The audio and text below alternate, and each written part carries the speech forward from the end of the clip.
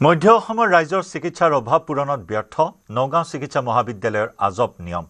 প্ৰতিষ্ঠানখনত নতুনকৈ যোগদান কৰা অধ্যক্ষ ডাক্তৰ বিষ্ণুৰাম দাসে এতিয়াৰে পৰা ৰোগীয়ে বিভিন্ন সেৱাৰ বাবদ দিবলগীয়া ধন অনলাইন যোগে দিয়াৰ নিৰ্দেশ দিছে এই নিৰ্দেশে যথেষ্ট বিপদত পেলাইছে দুখীয়া ৰোগীক জটিল ৰোগৰ চিকিৎসা প্ৰদানত ব্যৰ্থ নগাঁও চিকিৎসা মহাবিদ্যালয়ে এনে ধৰণৰ আজব নিয়ম কানুন প্ৰস্তুত কৰাক লৈ ক্ষোভিত হৈছে চিকিৎসালয়লৈ অহা সাধাৰণ জনতা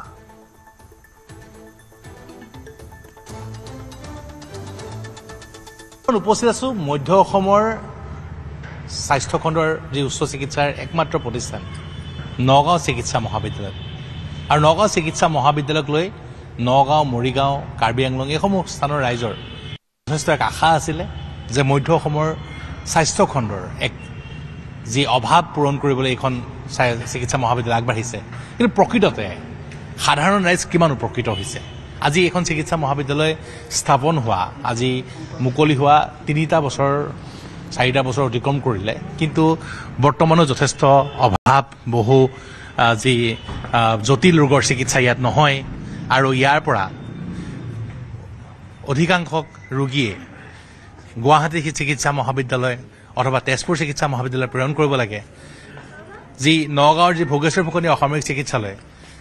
তাৰ পৰা সম্পূৰ্ণৰূপে ইয়ালৈ বহিৰ্বিভাগ লৈ অনা হ'ল আৰু ইয়াত বৰ্তমান ইমাৰ্জেঞ্চি হওক বা বিভিন্নসমূহ যিবোৰ সেৱা আছে সেই সেৱাসমূহ বৰ্তমান ইয়াত কৰা হয় কিন্তু ইয়াত কিমান উপকৃত হয় মই বৰ্তমান বহিৰ্বিভাগত আছোঁ অপিডিত আছোঁ অপিডিত এক নতুন নিয়ম কৰা হৈছে এই চিকিৎসা মহাবিদ্যালয়খনত অপিডিৰ নিয়ম অনুসৰি এতিয়াৰ পৰা ইয়াত যি অপিডিৰ যি টিকেট যি কটা হয় সেয়া মাত্ৰ অনলাইনত কটা হ'ব অৰ্থাৎ UPI পেমেণ্ট কৰা হ'ব আৰু এই কথাই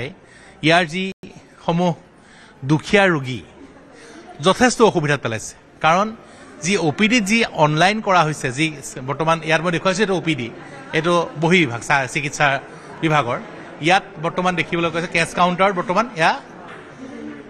UPI বৰ্তমান ইয়াত UPI এইটো স্কেনাৰ দিয়া হৈছে আৰু ইয়াত কোনো ধৰণে বৰ্তমান ইয়াত কেছ লোৱা নহয় নগদ লোৱা নহয় কিন্তু সকলো মানুহৰ হাতত নগদ ধন নাথাকে ইয়াত যি টিকেট কটা হয় বৰ্তমান UPI দিয়া হ'ব আৰু এই কথা বতৰা হ'ব কাৰণ সকলো মানুহে বৰ্তমানেও UPI পেমেণ্ট নকৰে আৰু এই যি ব্যৱস্থা কৰিছে এই ব্যৱস্থাই কিন্তু সাধাৰণ ৰাইজক যথেষ্ট দুৰ্ভোগ ভোগাইছে আপোনালোকে অপিডি তাত দেখুৱাবলৈ আহিছে ডক্টৰ দেখুৱাবলৈ আহিছে মানে ইয়াততো বহুত দুখীয়া মানুহ আহে যে বুঢ়া মানুহ আহে আপোনালোকে এতিয়া ইয়াত যে পেমেণ্ট কৰিব আপোনালোকে ইয়াত UPI কৰিব লাগিব অনলাইন কৰিব লাগিব অনলাইন আছে নে আপোনাৰ এতিয়া মোৰ আছে বহুত মানুহ ঘূৰি গৈ আছে নাই অনলাইন দিব নোৱাৰে দুখীয়া মানুহ কেনেকে দিব মোবাইল নাই মোৰ ক'ৰ পৰা দিম এতিয়া নিশ্চয় এতিয়া তোকালে ঘূৰি আছো নি এতিয়া মোবাইলে নাই আমাৰ নামানে 10 টকাৰ কাৰণে এতিয়া আপুনি 10 টকা নাই এইটো এতিয়া ECG কৰিব লাগে এইটো UPI সব UPI লাগে সকলো UPI ইয়াত চিকিৎসা সেৱা যথেষ্ট নিম্নমানৰ আমি পুনৰ কৈছো যে ইয়াৰ পৰা যিসমূহ ৰোগী অধিকাংশ ৰোগীয়ে যেতিয়া ইয়াত জটিল ৰোগৰ বাবে চিকিৎসা কৰিবলৈ আহে কোনো ইমাৰ্জেঞ্চি সেৱাৰ বাবে ইয়াৰ পৰা গুৱাহাটী চিকিৎসা মহাবিদ্যালয় অথবা তেজপুৰলৈ প্ৰেৰণ কৰা হয় কিন্তু নিয়মৰ ইয়াত যথেষ্ট ইয়াত নিয়ম বহুত বেছি আপুনি ইয়াৰে কৰ্মচাৰী হয় আপোনালোকৰ সব অনলাইন হ'ল না 90% অনলাইন ল'ব হৈছে 10% কেছ ল'ব হৈছে এইটো অৰ্ডাৰ আহিছে প্ৰিন্সিপাল হয় নতুন প্ৰিন্সিপাল হয় বিষ্ণুৰাম দাস ডক্টৰ নগাঁও চিকিৎসা মহাবিদ্যালয়ত এগৰাকী নতুন অধ্যক্ষ যোগদান কৰিলে তেওঁ ডক্টৰ বিষ্ণুৰাম দাস তেওঁ যোগদান কৰাৰ পিছত নগাঁও চিকিৎসা মহাবিদ্যালয়খন আৰু গতিশীল হ'ব বুলি যি চিকিৎসা মহাবিদ্যালয় কৰ্তৃপক্ষ বা স্বাস্থ্য বিভাগে আশা কৰিছিলে আৰু সেই আশাতে তেওঁক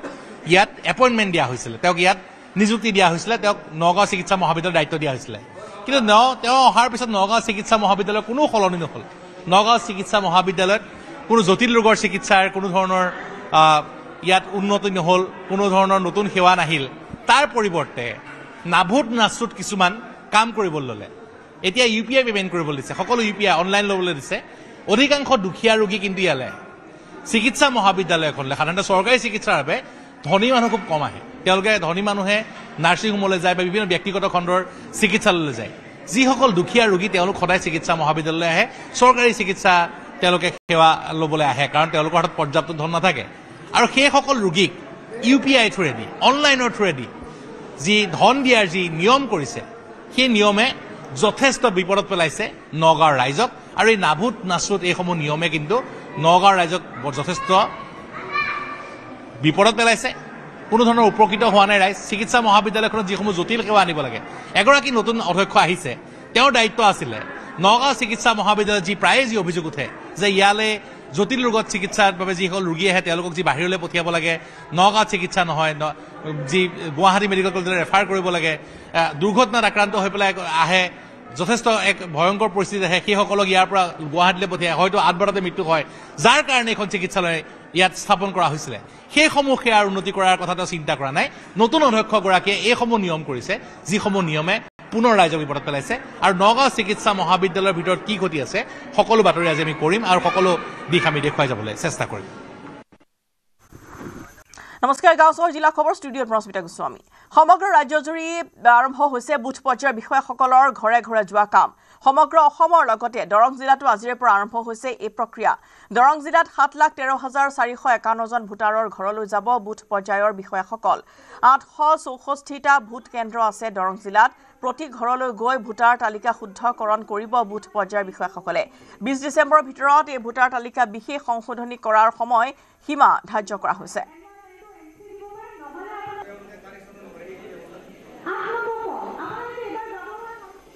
নিশ্চয়কৈ ৰাজ্যজুৰি আজিৰে পৰা আৰম্ভ হৈছে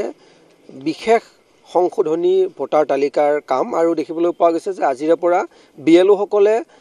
প্ৰশিক্ষণ লোৱাৰ পিছত ঘৰে ঘৰে গৈ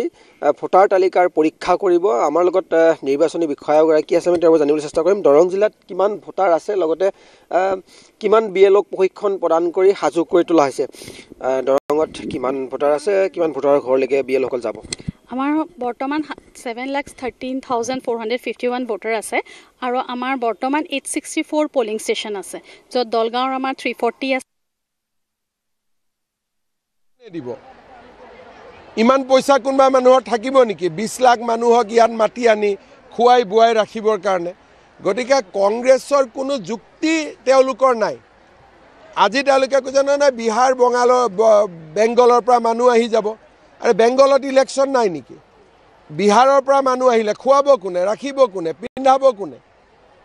এইবিলাক বাস্তৱ কথা হ'ব পাৰে নেকি গতিকে কংগ্ৰেছে অবাস্তৱ কথা কৈ থাকে যেনেকৈ কৈছিল CAৰ সময়ত কিমান কোটি মানুহ আহিব বুলি কৈছিল 1.5 কোটি মানুহ আহিব বুলি কৈছিল এজনো আহিলে নেকি গতিকে কংগ্ৰেছৰ এইটো টেঙাম CAৰ সময়ত এবাৰ বিক্ৰী কৰিলে আৰু এবাৰটো বিক্ৰী নহ'ব এইটো ভালে হৈছে যি কৈছে কৈ থাকক ভাই মোৰ কামটো কি আছে মোক যোনে ভোট দিছে তেওঁলোকে মোৰ পৰা আশা কৰে যে অসমৰ পৰা বিদেশী খেদিব অলপ সন্দেহযুক্ত মিয়াক কষ্ট দিব অৰুণোদয় দিব মহিলা উদ্যমিতা দিব গতিকে মই মোৰ কামখিনি কৰিবইতো লাগিব না সেইটো এটা সাংবাদিকক এতিয়া এটা PSO দিব লাগিব না আঁচনি লাগে নে PSO লাগে তো আঁচনি দিব লাগিছিলে দে দিম দে কিবা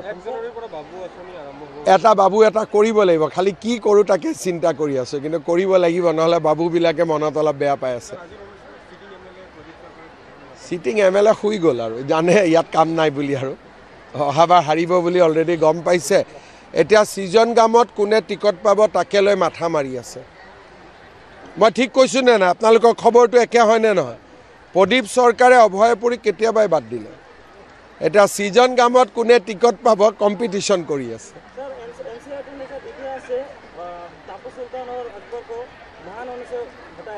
बहुत अच्छा किया क्या